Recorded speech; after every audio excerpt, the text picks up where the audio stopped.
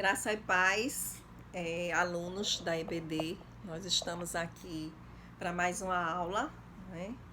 E hoje nós estamos na lição 2, que tem um título Cristo vive em mim, e está em Gálatas, capítulo 1 e 2. O nosso textuário está em Gálatas 20, que diz assim: portanto, não sou mais eu quem vive, mas é Cristo que vive em mim. E essa vida que vivo agora no corpo, vivo pela fé no Filho de Deus, que me amou e se entregou por mim. Coisa linda, que testemunho maravilhoso Paulo nos dá com esse texto, né? Mas para isso a gente vai abordar algumas coisas que estavam acontecendo naquela igreja e que Paulo precisou falar em alto e bom som esse testemunho para aqueles irmãos, né? Então, o objetivo dessa aula é compreender que a experiência de viver com Cristo, de viver Cristo em nós, é a base para o evangelho insubstituível.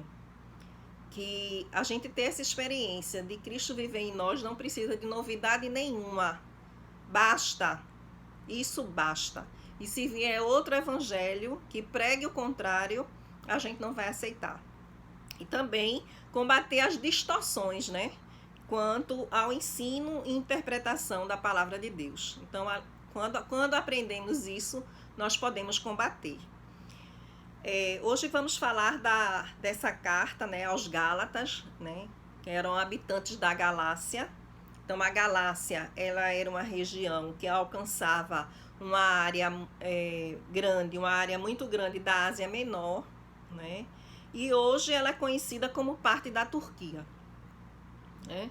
A Galácia. E sabemos que foi Paulo quem fundou, né, as igrejas lá na Galácia. Vocês lembram da última aula? Eu falei sobre as viagens missionárias de Paulo. E nessas viagens, lá na Galácia, né, ele fez as circunvizinhanças. Então, ele foi para Antioquia de Písida, foi para Icônio, para Derbe e para Listra, né? Então, essas são as circunvizinhanças da Galácia, e foi ali que Paulo fundou, né, as igrejas.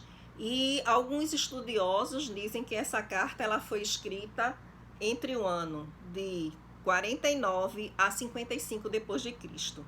Então, Paulo ele escreve aos Gálatas, né, como resposta, né, às informações que ele recebia do que estava acontecendo naquelas igrejas. Surgiram pessoas que começavam a se levantar contra o ministério de Paulo, né, e também a pregar outro evangelho, né, completamente distorcido do que Paulo tinha ensinado àqueles irmãos. Então, basicamente, esse falso evangelho que estava sendo pregado era que ensinava aos gentios que se tornavam cristãos, que deveriam seguir, né, os ensinamentos e as tradições judaicas e praticar também as obras da lei. Então, esses falsos mestres, eles ensinavam aos Gálatas que só a fé em Jesus Cristo não era o suficiente, mas eles também deveriam praticar a circuncisão, né, que era uma prática judaica. Uma das principais táticas dessas pessoas que se levantavam era atacar, né, pessoalmente Paulo, né, o apóstolo Paulo, a sua autoridade, né, a veracidade do seu evangelho. Então, a tática desse povo, dessas pessoas, era exatamente essa.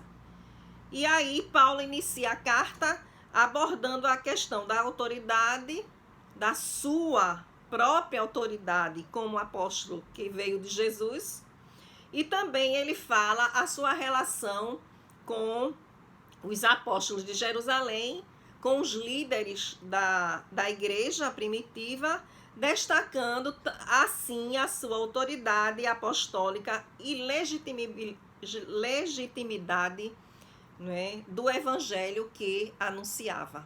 Então, esse era o questionamento, esse era o que Paulo, não é, passava né, nessa hora, esse contexto, era o que ele vivia. Na nossa revista tem uns tópicos que a gente vai poder, né, meditar neles. Diz assim, o primeiro tópico: a experiência de Cristo viver em nós é a base para o evangelho insubstituível. Está lá em Gálatas 1, 6 a 9, versículo 6 a 9.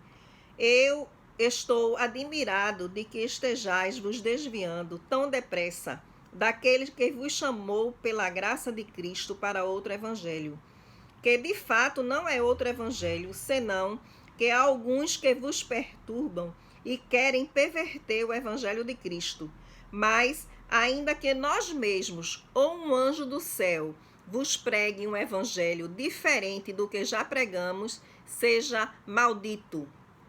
Conforme disse antes, digo outra vez agora: se alguém vos pregar um evangelho diferente daquele que já recebestes, seja maldito, seja anátema, né?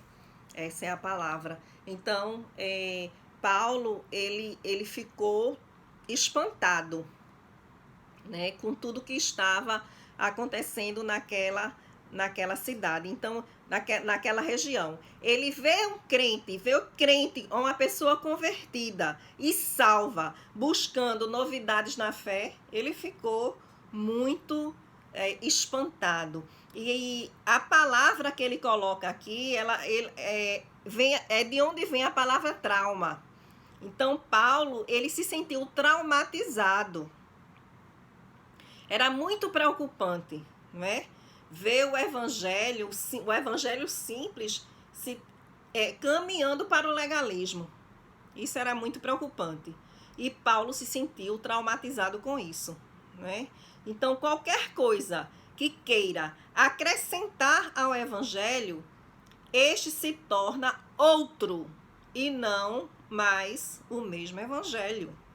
É isso que Paulo afirma, né?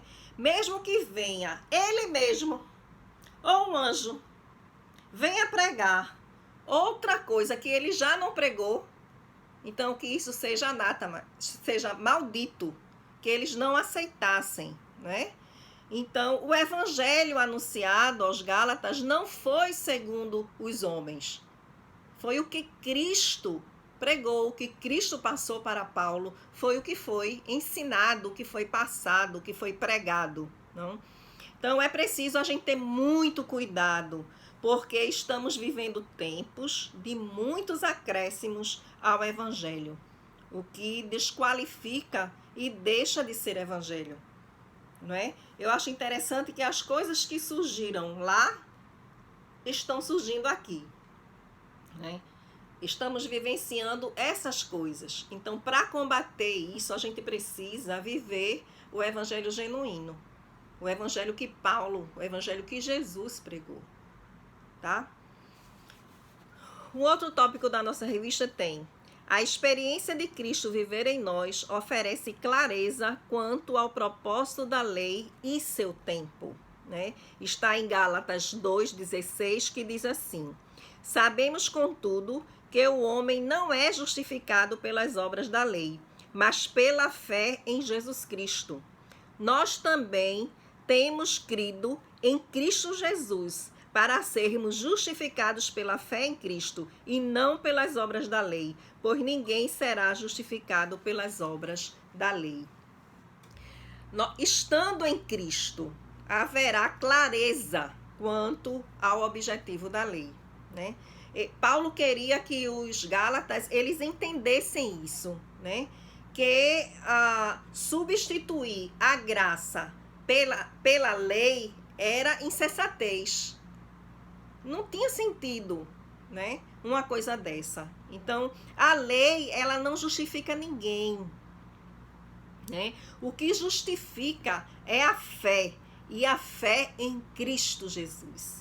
Isso é que justifica, isso é o que Paulo diz, né? Em Cristo nós fomos justificados da maldição da lei. E a lei, gente, ela serviu como ensino. Ela apontava, a gente já estudou isso no Velho Testamento.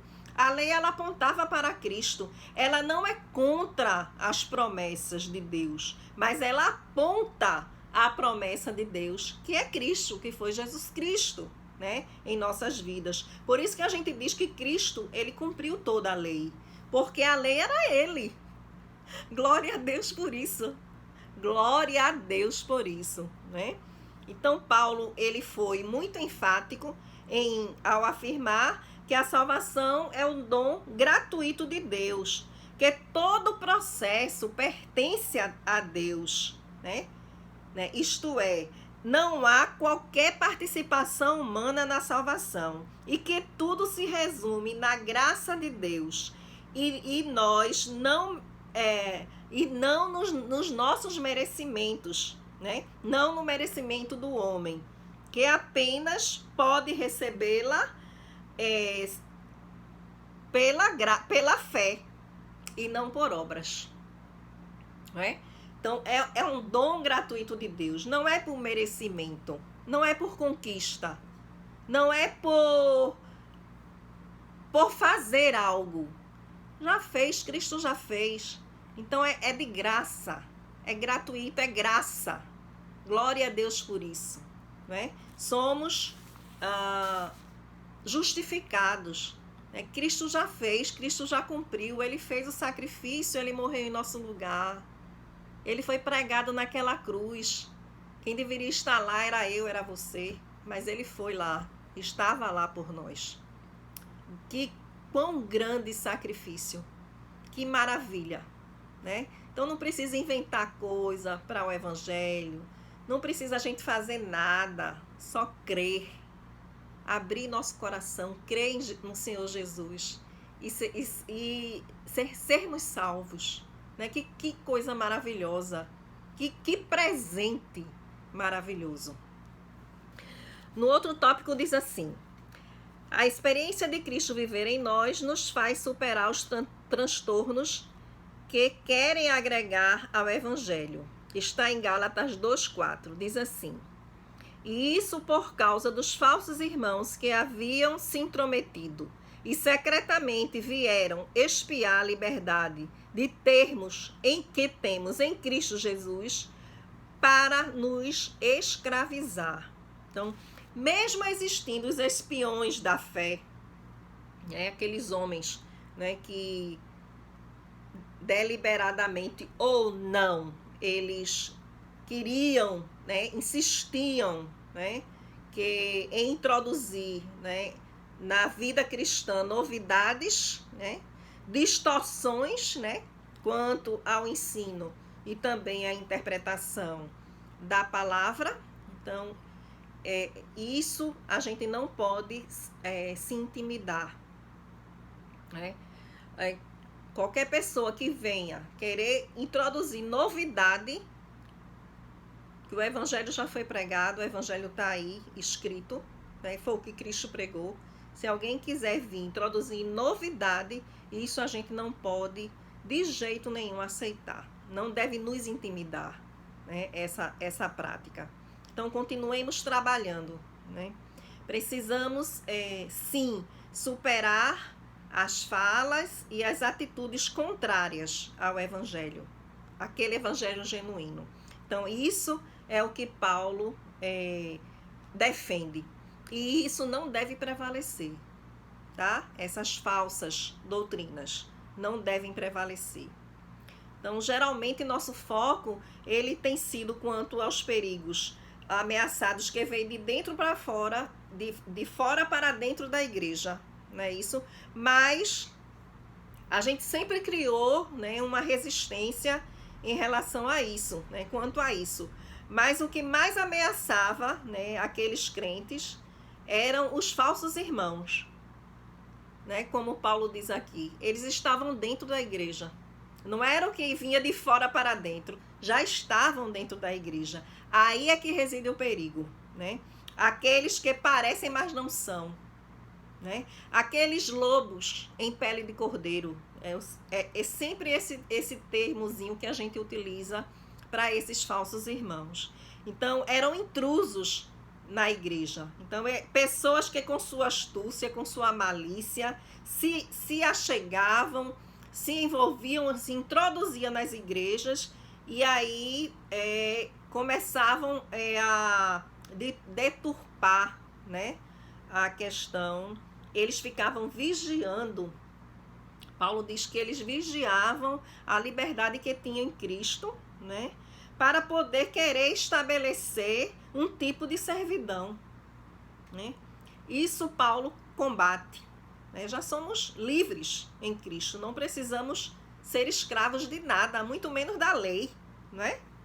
Então, o ensino da igreja, ele recebe ameaça pelos que estão fora e pelos que estão dentro, caso os falsos irmãos. Então, nós precisamos estar alicerçados na palavra, né? E quando temos a consciência de que estamos em Cristo, vivemos em Cristo, então nós podemos superar este mal que assola a nossa igreja. Eu digo a nossa igreja porque temos vivido isso nesses últimos tempos. E isso nos deixa muito preocupados, né? Mas isso vem nos dar a necessidade de cada vez mais estudar, aprender, nos relacionar com Deus, com Cristo, ouvir a palavra, meditar na palavra, para que esse evangelho entre em nosso ser e aí transforme as nossas vidas. No outro tópico, penúltimo, diz assim: a experiência de Cristo em nós coloca a expressão da glória do Senhor por meio de nós. Está lá em Gálatas 2:20. Paulo diz assim, eu só vou falar um trechinho do versículo, que esse foi o nosso texto áureo. Diz assim: mas é Cristo que vive em mim. A glória, ela não está em fazer, mas o que já foi feito. O que Jesus fez, né? E de forma maravilhosa e perfeita por nós. Não a nós, mas ao nome do Senhor, que devemos dar graça e glória. Não é pelo que fazemos ou deixamos de fazer, mas em ter nos tornado uma nova criatura. O que Cristo fez por nós. Essa é a essência do Evangelho, né? O que Jesus fez e faz em nós, né? Isso é que é mais importante, né? Fazer ou deixar de fazer não traz mérito, não traz virtude, né? A glória, ela está na cruz do Salvador. As marcas em nossa vida não são construídas, empregadas pelo que fazemos, mas pelo que Deus fez em cada um de nós. Quais são as marcas que a gente quer anunciar, que a gente quer apresentar? São as nossas ou são as de Cristo? Isso a gente precisa ter esse cuidado. Paulo, ele chegou numa maturidade tão maravilhosa, uma maturidade espiritual, né? Tão forte, né? Que ele dá esse testemunho, esse conhecimento de Cristo, esse conhecimento de vida, né? Ele dá esse testemunho especial de que, ainda que limitado pelo corpo mortal, esse corpo que não presta, essa carne que não presta, que é mortal, que é perecível, ele é tentável, né? Paulo mostrou tudo isso, mas o ideal nele, né? O ideal era que Jesus Cristo deveria viver nele. Era algo que ele procurava e que ele experimentava. Apesar da nossa limitação, né? Ele deu esse testemunho, é Cristo que vive em mim. Que coisa maravilhosa, não é? Então, as palavras e atitudes de Jesus eram o que Paulo queria que se reproduzisse em sua vida. Faz parte da transformação do Espírito Santo, né? Esse processo de transformação em nós. Quando eu cheguei na igreja, eu olhava para um lado, olhava para o outro, eu digo, meu Deus, eu sou a única pecadora dessa igreja, os irmãos são todos santos, né, que estão ao meu lado. Mas não, nós não somos santos. Nós estamos aqui nesse processo de santificação. Nós somos carne, essa carne que não presta. Nós pensamos errado, nós falamos coisas que magoam as pessoas, nós falamos coisas erradas, nós pecamos, nós somos pó, não é? Nós não somos nada. Já pensou se Cristo fosse igual a nós? Que basta uma palavra que nós falamos, já magoa, já não quer mais, não quero mais me relacionar com aquela pessoa porque ela falou isso, ele falou aquilo. Já pensou se Cristo fosse como nós? Paulo diz assim, embora sendo limitado neste corpo que não presta, que só faz o que não presta, mas ele se esforçava, a intimidade que ele tinha com Cristo era tão grande que ele se esforçava para ter as atitudes de Cristo, né? E verdadeiramente ele falou, Cristo vive em mim. Porque a vida de Paulo era baseada nas atitudes de Cristo, no caráter de Cristo.